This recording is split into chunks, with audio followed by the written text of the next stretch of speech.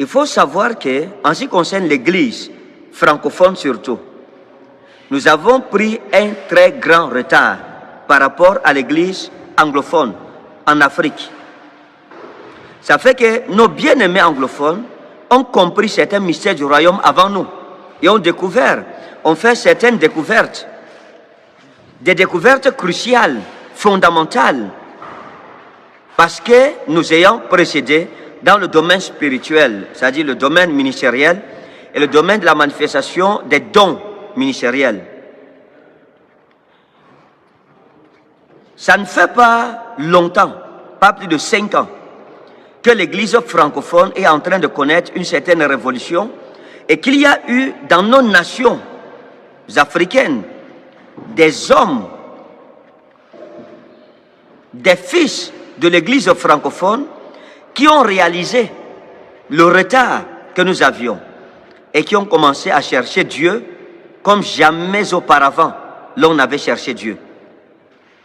Et on a commencé à voir dans plusieurs nations francophones des hommes de Dieu francophones se lever dans l'église francophone, se battant, se sacrifiant pour rattraper le grand retard que l'église francophone avait accusé pendant toutes ces décennies.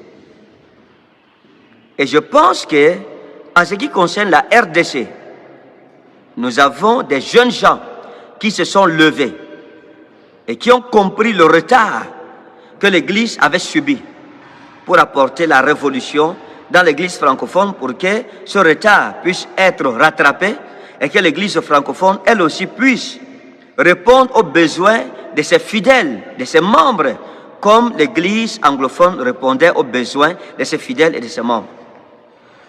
Vous savez que pour nous qui sommes des hommes de Dieu dans l'Église francophone, nous avons vécu certaines frustrations. Moi, j'étais au séminaire de théologie des Assemblées de Dieu dans les années 2005. En 2005 déjà, lorsque je vais au séminaire de théologie des Assemblées de Dieu ici à Mbanga, lorsque tu étais francophone, les pasteurs anglophones ne nous considéraient même pas comme des serviteurs de Dieu. Ils disaient que les francophones sont charnels. Pourquoi? Parce qu'à l'époque, les vedettes, c'était les hommes de Dieu anglophones. Même au Cameroun, vous le savez. Et partout ailleurs. Au Cameroun, à cette époque, lorsqu'un homme de Dieu anglophone venait, quand on entendait qu'un homme de Dieu dans la ville, pour un programme, une campagne, on demandait, il est d'où? Quand on disait c'est un anglophone, l'endroit était plein. Et nous, les fils du pays, lorsqu'on organisait nos programmes, les gens ne venaient pas passer. Quand on demandait, on disait c'est un Camerounais. Et on disait, ah, les Camerounais sont vides. Ils ne peuvent pas nous guérir de nos maladies. Ils ne peuvent pas prophétiser sur nous comme les anglophones. Ils ne savent pas prêcher comme les anglophones. Donc ça fait que c'était une frustration. Et la répercussion, la rémanence de cette répercussion se faisait ressentir même au séminaire de théologie. Vous voyez. Donc, même nos bien-aimés anglophones se moquaient de nous.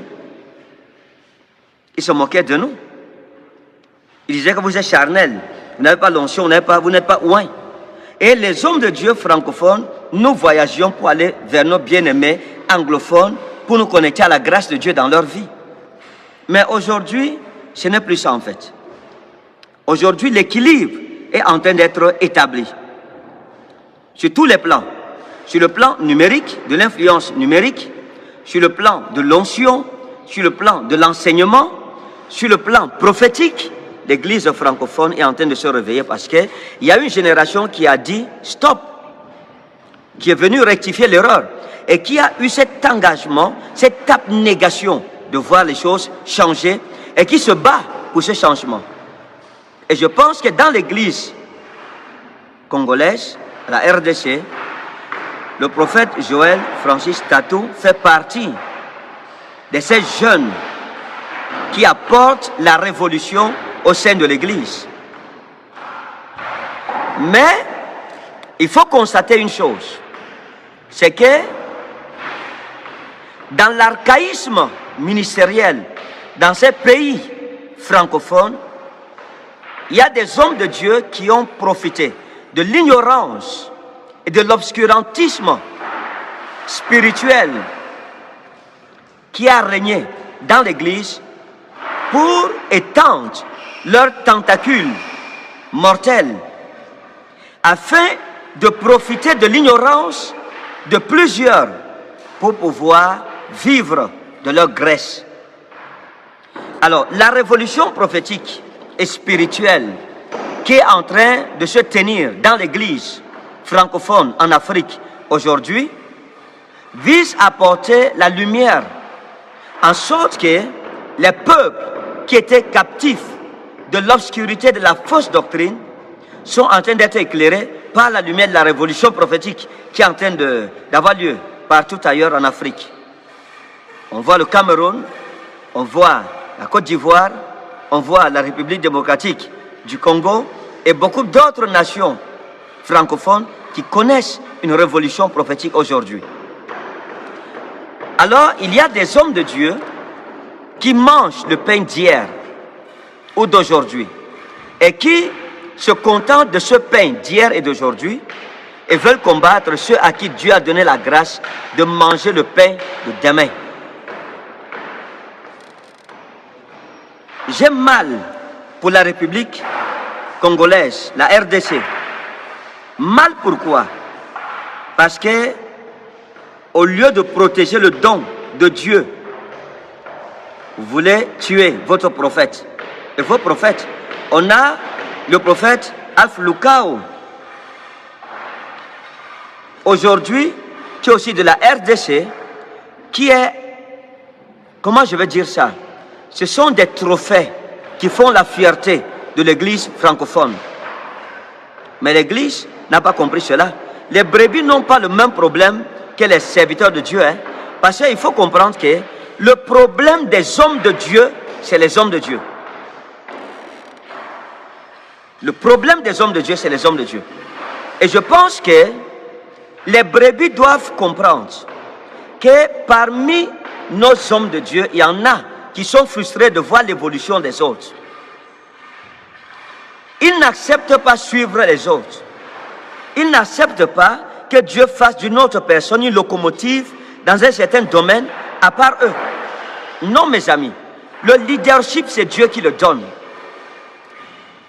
Cher peuple congolais, cher peuple de la RDC, Église de la RDC, réveille-toi, sois sage. Je répète, Église de la RDC, réveille-toi et sois sage. Ne laisse pas les hommes de Dieu jaloux t'amener à tuer tes prophètes. Ne commets pas cette erreur. Soyez sage. J'ai suivi une vidéo récente du prophète Joël qui essayait de se justifier, de se défendre, où il expliquait qu'il n'a jamais été homosexuel. J'ai écouté un audio qu'on a envoyé. Soit que c'est lui qui parlait à quelqu'un d'autre, qui faisait la cour à un autre homme, etc.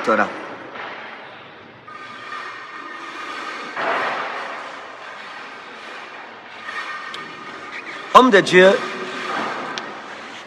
moi je pense que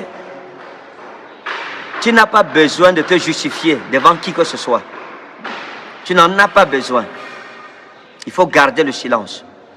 Beaucoup d'hommes de Dieu dans ta nation payent les gens à prix d'argent pour te saboter par jalousie à cause de la flamme que Dieu t'a remise. Dieu t'a fait leader dans un domaine. Nous t'avons suivi. Au début, dans ton ministère prophétique, il y a de cela quelques années, on voyait comment tu évoluais jusqu'à atteindre ce niveau. Il faut que les gens comprennent qu'il y a une dimension avec Dieu qu'on n'atteint pas si on n'est pas consacré. Il faut que vous compreniez cela. C'est-à-dire que même si tu ne connais pas la vie secrète de la personne, il y a un niveau de relation avec Dieu que vous n'atteignez pas si vous n'avez pas atteint certains Rubicons de sanctification et de consécration à Dieu. Dieu ne parle pas aux désordonnés. Non. Et puis, vous devez comprendre une chose. Ceux qui vous montent contre votre prophète et père, Joël Francis, est-ce qu'il prophétise comme lui? Imaginons-nous que vous le sabotiez jusqu'à vous le tuer. Eux, est-ce qu'ils prophétiseront pour vous? C'est des personnes aveugles qui conduisent des aveugles, comme Jésus-Christ l'a dit. Quand Jésus-Christ est arrivé, les pharisiens, les scribes, les sadducéens se sont soulevés contre lui. Pourquoi? Est-ce que ce que Jésus faisait était mauvais? Dans son ministère, le prophète Joël, qu'est-ce qu'il fait de mauvais? Qu'est-ce qu'il fait qui soit condamnable par l'Écriture? Ça veut dire que, qu'est-ce qui justifie autant de haine contre ce jeune homme? Qu'est-ce qui justifie? Qu'est-ce qu'il a fait? Qu'est-ce qu'il a fait sincèrement? Lorsque les pharisiens étaient contre Jésus, la vraie raison c'était quoi? Jésus-Christ avait fait quoi de mal? Rien, mes amis. Le seul péché de Jésus, c'est qu'il était plus loin que les pharisiens. Que son message, son évangile avait plus d'autorité que les pharisiens. Son péché, c'est que son ministère avait plus d'impact que les pharisiens. Son péché, c'est que les hommes, lui, le suivaient plus que les pharisiens. Son péché, c'est que les hommes avaient plus confiance en lui que les pharisiens. Son péché, c'est que les hommes abandonnaient les synagogues embellies, enjolivantes, pour aller s'asseoir dans la poussière, la boue, s'asseoir sur les plages de la mer à cause de l'onction que Jésus portait. Le seul péché de Jésus, c'est qu'il était oint, plus que les pharisiens. Et je pense que c'est le même problème que le prophète Joël est en train de subir au Congo. Son problème, c'est que Dieu l'a oint. Son problème, c'est que Dieu lui fait manger le pain de demain. Et c'est normal que les hommes qui mangent le pain rassis d'hier le combattent et disent: donne-nous aujourd'hui notre pain de ce jour. Il y a des prophètes, des hommes de Dieu, dont l'alliance fait manger le pain d'aujourd'hui. C'est dangereux. Un homme de Dieu qui mange le pain d'hier ne peut pas comprendre un homme de Dieu qui mange le pain d'aujourd'hui. Et un homme de Dieu qui mange le pain quotidien d'aujourd'hui, de ce jour, ne peut pas comprendre un homme de Dieu qui mange le pain de demain. Il y a des hommes à qui Dieu a donné la grâce de manger le pain, pas de cette génération seulement, mais le pain des générations à venir. Il y a des hommes à qui Dieu a fait la grâce de manger le pain des générations de demain, des générations qui ne sont pas encore debout. L'église du Congo doit faire attention. Pourquoi? Parce que pendant que je priais pour mon bien-aimé, le Seigneur m'a dit, et ça je le dis à l'église congolaise, la RDC, le Seigneur m'a dit ceci: si vous n'appréciez pas son don dans la vie de son serviteur, il le prendra et l'enverra vers une nation qui se montrera digne, vers une nation qui honorera le manteau de Dieu dans la vie de son oint. Et vous pleurerez, vous regretterez, parce que la lampe de Dieu quittera votre nation. Posez-vous des questions, bien-aimés. Des grands prophètes sont levés en RDC. De très grands prophètes. Donc, ne faites pas que Dieu vous prive de ce don, de cette source de grâce. Et si le peuple ne prie pas, je vous dis la vérité, le prophète Joël ne finira pas son ministère en RDC. Dieu l'enverra quelque part et vous verrez la gloire de Dieu se manifester dans une dimension qu'on n'a jamais vue dans votre peuple, dans votre pays. Donc, si vous êtes sage, gardez-le. Flattez le Dieu qu'il a suscité dans votre nation pour le garder et le maintenir. Une autre chose qu'il faut savoir, évitez qu'il soit un monument reconnu à l'extérieur et non pas à l'intérieur, comme ce fut le cas avec Papa Tibi Joshua. Que la RDC discerne le don de Dieu en la personne du prophète Joël. Et je vais dire aux hommes de Dieu de la RDC, vous vous acharnez vainement. La Bible dit Apocrite au Pilatos, au Gegrapha, et Pilate leur dit: ce que j'ai écrit, je l'ai écrit. Ce que Dieu a dit sur cet homme arrivera. Personne ne changera cela. Vous ne pouvez pas effacer ce que Dieu a écrit dans la vie d'un homme. Ni la jalousie, ni la haine, ni les calomnies, ni les conspirations ne peuvent pas effacer ce que Dieu a écrit au sujet d'un homme. On ne fait pas ça. Ce n'est pas possible. La Bible dit que le témoignage de Dieu est plus grand que celui des hommes. Le témoignage de Dieu est plus grand que celui des hommes. Si Dieu a établi quelqu'un, vous ne pouvez pas, frère. C'est en vain. Au contraire, plus vous combattez un fils de destinée, plus Dieu va l'élever. Dieu l'élèvera davantage. Donc, bien-aimés, ça ne vous sert à rien de meurtrir les cœurs de vos prophètes. Que la RDC ne devienne pas comme Jérusalem. Et je profite pour dire aussi au Cameroun la même chose. Aux hommes de Dieu camerounais qui, lorsqu'ils voient leur bien-aimé avancer, commencent à le combattre, veulent qu'il tombe, veulent l'éteindre absolument. On n'éteint pas la lampe de Dieu, mes amis. Ce n'est pas possible. Ce n'est pas du tout possible. Donc, bien-aimé, que la sagesse soit donnée au Cameroun et à la RDC. Protégez vos prophètes. Je parle à l'église de la RDC. Vous avez un don de Dieu à la personne prophète Joël Francis Tatou. Aimez-le. Protégez vos héros. Gardez vos héros. Méfiez-vous des hommes de Dieu qui cherchent à vous tourner contre leurs frères. Cela est déjà le signe qu'ils sont désapprouvés de Dieu. Parce que quelqu'un qui porte Jésus ne peut pas vouloir le mal contre son prochain. La Bible dit, tu méditeras pas le mal contre ton prochain lorsqu'il demeure tranquillement près de toi. Et la Bible dit quoi? L'amour ne fait point de mal à son prochain. C'est ce qu'un Corinthiens chapitre 13 nous enseigne. Donc quand tu vois un homme de Dieu qui t'amène à vouloir faire le mal contre un autre homme de Dieu, tu comprends que l'image de Christ n'est pas en lui. Il n'a pas aimé. Il ne porte pas Christ en lui. Non, l'esprit de Christ n'est pas en lui. Parce que je ne comprends pas comment quelqu'un peut dire qu'il est homme de Dieu, mais il veut la mort de son frère. Il veut la chute de son frère. Il veut renverser son frère. Il prend son argent. Il monte des gens sciemment pour aller témoigner contre son frère. S'il tombe, tu gagnes quoi? Tu gagneras quoi? Si on te laisse tout le pays, tu vas faire quoi avec? La jalousie, bien-aimée, ne vient pas de Dieu. Elle ne fera pas avancer l'église. Donc que chacun se méfie. Ce que nous sèmons, c'est ce que nous moissonnons. Tout ce qu'on sème, c'est ce que nous moissonnons. Paul a dit, ne vous y moquez point, ne vous y trompez point, frères bien-aimés. On ne se moque point de Dieu. Ce que l'on aura sémé, c'est ce que l'on moissonnera. Quand tu sèmes, tu moissonnes. Quand tu sèmes, tu moissonnes.